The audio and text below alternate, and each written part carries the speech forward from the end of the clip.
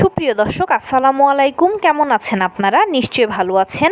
আজকের ভিডিওতে আপনাদের সবাইকে স্বাগত জানাচ্ছি। আজকে আমি আপনাদের সাথে শেয়ার করব প্রতিদিন আমি যত কমেন্টস পাই তার মধ্যে ম্যাক্সিমাম একটা কমেন্টস থাকে এরকম যে আপু আমার নবম মাসের 36 বা 37 বা 38 39 সপ্তাহ চলছে, এখনও ডেলিভারি কোনো লক্ষণ নেই, কবে ডেলিভারি হবে, ডেলিভারি কেন হচ্ছে না, কেন দেরি হচ্ছে ইত্যাদি অনেক প্রশ্ন পাই। তো জেনে রাখুন কবে আপনার ডেলিভারি হবে সেটার একটা সম্ভাব্য সময় সীমা, এটা নিয়ে আজকে আলোচনা করব। তাহলে চলুন মূল ভিডিওতে যাওয়া যাক। বাই দ্য ওয়ে, মূল ভিডিওতে যাওয়ার আগে একটা কথা বলি, আমি আমার চ্যানেলে pregnancy related, specially normal delivery related অনেক ইম্পর্ট্যান্ট তথ্য ভিডিও আকারে শেয়ার করে থাকি। এই তথ্যগুলো আমার পার্সোনাল এক্সপেরিয়েন্স ও আমার ডক্টরের সাজেশান থেকে নেওয়া। তাই আমার চ্যানেলটিকে যদি একবার আপনারা ভিজিট করেন তাহলে আপনারা আপনাদের প্রশ্নাতীত মনের অনেক প্রশ্নের উত্তর পেয়ে যেতে পারেন।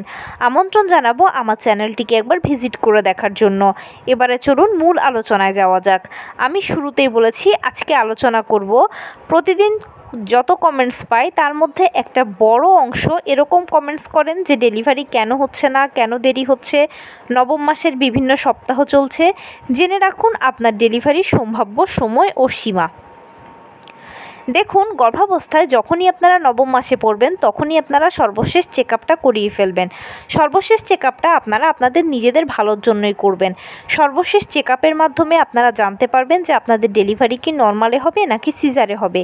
যদি দেখেন যে রিপোর্টে সব কিছু স্বাভাবিক এসেছে, মা ও বাচ্চা উভয়ের, তখন ধরে নেবেন এই ডেলিভারিটা নর্মালেই হবে।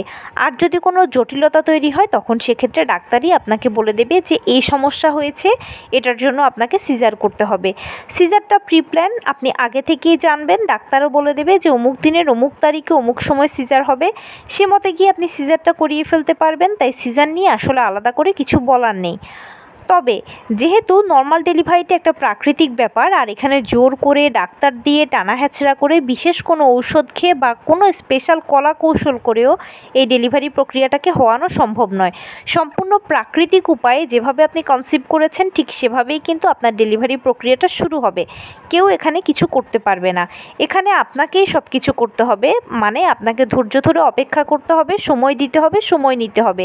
যেহেতু আপনি সর্বশেষ চেক আপের মাধ্যমে জানতে পেরেছেন যে আপনার ডেলিভারিটা নর্মালে হতে যাচ্ছে, সুতরাং এখন আপনাকে ডেলিভারি প্রক্রিয়া শুরু হওয়ার জন্য অপেক্ষা করতে হবে, ধৈর্য ধরে অপেক্ষা করতে হবে। এখন অপেক্ষা করতে করতে যখন আপনারা অধৈর্য হয়ে যান, বিরক্ত হয়ে যান, তখনই কমেন্টস করেন যে কেন ডেলিভারি প্রক্রিয়া শুরু হচ্ছে না, কবে ডেলিভারি হবে। দেখুন, আপনি যখন নবম মাসে চেক আপটা করিয়ে ফেলবেন এবং রিপোর্টে যেহেতু জেনে গেছেন যে ডেলিভারি নর্মালে হওয়ার চান্স অনেক বেশি আছে, সো আপনাকে এখন ধৈর্য ধরে অপেক্ষা করতে হবে। এর পাশাপাশি আমি কয়েকটা লক্ষণের কথা বলছি, এই লক্ষণগুলো আপনাদের মধ্যে আপনারা দেখতে পান কিনা মিলিয়ে নিন। প্রথমেই যেটা হবে সেটা হচ্ছে ফলস পেইন হওয়া। খেয়াল করবেন একটা ব্যথা আপনার এরকম হচ্ছে, কোমরের দিক থেকে শুরু হয়ে তলপেটের কাছে এসে পায়ের নিচ দিয়ে চলে যাবে। খুবই অল্প সময়ের জন্য থাকবে কিন্তু ঘন ঘন হবে। প্রথমবার যদি মা হয়ে থাকেন তাহলে নাও বুঝতে পারেন, মনে হতে পারে যে আমার তো নর্মালি এরকম কোমরে ব্যথা করে, পায়ে ব্যথা করে, কিন্তু একটু খেয়াল করলে দেখবেন ব্যথাটা ঘন ঘন হচ্ছে। এটাকে ফলস পেইন বলে। অরিজিনাল পেইন আসার আগে কিন্তু ফলস পেইন বেশি বেশি হয়। দ্বিতীয় যে লক্ষণটা বলবো সেটা হচ্ছে পেট শক্ত হওয়া। খেয়াল করুন তো আপনার কি মাঝে মাঝে পেট শক্ত হচ্ছে, আবার কয়েক সেকেন্ড পরে নিজে নিজেই ঠিক হয়ে যাচ্ছে। 24 ঘন্টার মধ্যে যদি এরকম 2বার 3বার হয় তাহলে এটা 100% নর্মাল ডেলিভারির লক্ষণ। তৃতীয় যে লক্ষণটা বলবো সেটা হচ্ছে ঘন ঘন প্রস্রাবের চাপ অনুভব করা। আপনার বারবার প্রস্রাবের চাপ অনুভব হচ্ছে, কিন্তু আপনি বাথরুমে যাচ্ছেন, হয়তো দেখছেন 2-1 ফোঁটা প্রস্রাব হচ্ছে, নয়তোবা হচ্ছেও না, কিন্তু একটা র্যান্ডম চাপ আপনি ফিল করছেন। এরকমটা হলে এটাও নর্মাল ডেলিভারির লক্ষণ।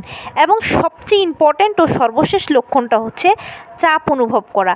জরায়ুর দিকে চাপ অনুভব করছেন, যৌনাঙ্গের দিকে চাপ, ব্যথাও হচ্ছে, এছাড়া তলপেটের দিকে ভীষণ ভারী ভারী লাগছে, বসলে দাঁড়াতে কষ্ট হচ্ছে, দাঁড়ালে বসলে কষ্ট হচ্ছে, মনে হচ্ছে যেন কিছু একটা বেরিয়ে যেতে চাইছে।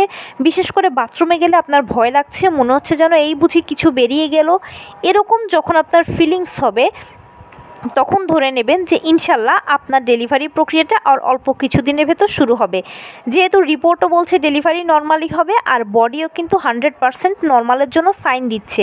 আর এই লক্ষণগুলো যখন বেশি বেশি দেখতে পাবেন যে কোনো সপ্তাহে, নবম মাসের যে কোনো সপ্তাহে যখন আপনারা এই লক্ষণগুলো বেশি বেশি দেখতে পাবেন, তখন ধরে নেবেন যে ইনশাল্লাহ আর সর্বোচ্চ হয়তোবা 7 থেকে 10 দিনের ভেতরে আপনার ডেলিভারি প্রক্রিয়াটা শুরু হয়ে যাবে।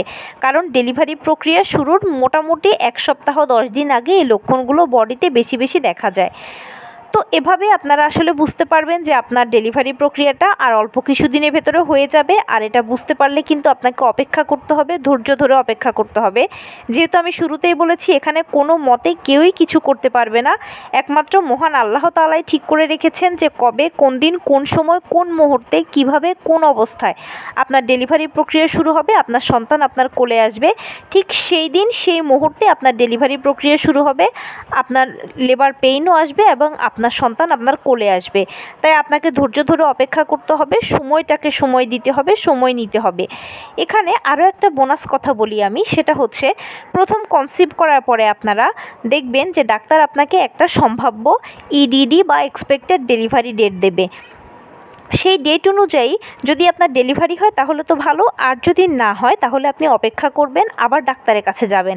গেলে ডাক্তার আপনাকে চেক আপ করে যদি সব কিছু ঠিকঠাক মনে হয় তাহলে এক্সট্রা 7 দিন দেবে। সেই 7 দিনের ভেতরেও যদি আপনার ডেলিভারি না হয় তাহলে আবারও ডাক্তারের কাছে যাবেন। ডাক্তার চেক আপ করে আপনাকে এক্সট্রা 2 দিন, 3 দিন, 5 দিন সময় দেবে। তার ভেতরেও যদি ডেলিভারি হয় তাহলে তো ভালো, আর যদি না হয় এবং পরপর 3টা ডেট পার হয়ে যাওয়ার পরে 40 সপ্তাহ যদি আপনি পার করে ফেলেন, তখন কিন্তু সেক্ষেত্রে এবারে সিজারের চিন্তা করতে হবে। নর্মালের জন্য আর বসে থাকলে চলবে না।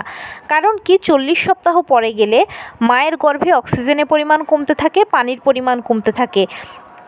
সবচেয়ে বড় অসুবিধা হচ্ছে বাচ্চা যদি একবার টয়লেট করে দিয়ে সেই টয়লেট খেয়ে ফেলে তাহলে কিন্তু তারা মারা যেতে পারে। এক কথায় 40 সপ্তাহ পরে গেলে বাচ্চার মৃত্যু ঝুঁকি থাকে। সেই জন্য 40 সপ্তাহর পরে গেলেই সাধারণত সিজারের চিন্তা করা হয়। তবে এর ব্যতিক্রমও আছে। ব্যতিক্রমটা হচ্ছে যখন ডাক্তাররা দেখে যে কোনো মা খুব ভালো সাপোর্ট দিতে পারছে এবং তার বাচ্চাও ভালো সাপোর্ট দিচ্ছে, তখন সেক্ষেত্রে সেই মাকে ডাক্তাররা 41 সপ্তাহটাও অপেক্ষা করান। আর ওই 41 সপ্তাহেও কিন্তু নর্মাল ডেলিভারি হয় অনেকের।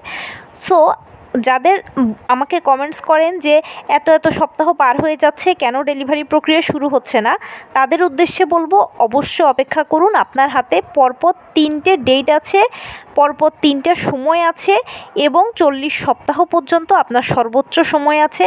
তাই দীর্ঘ সময় আছে, অপেক্ষা করুন। কিন্তু কেউ যদি 40 সপ্তাহ পার করে ফেলেন তাহলে আর অপেক্ষা না করে ডাক্তারের কাছে যান, ডাক্তারের সাথে পরামর্শ করুন। ডাক্তার যদি বোঝেন যে আপনাকে আরও অপেক্ষা করানো যাবে তাহলে তো অপেক্ষা করতে পারবেন, কিন্তু ডাক্তার যদি মনে করেন যে না আপনার এখনই সিজার করাতে হবে, তাহলে আমার মনে হয় আপনি ডাক্তারের সিদ্ধান্তটাই অ্যাকসেপ্ট করা উচিত। দেখুন, আমরা সবাই নর্মাল ডেলিভারিটা সিজারের তুলনায় ভালো, এটা আমরা জানি এবং সবসময় চাই, চেষ্টাও করি নর্মালের জন্য।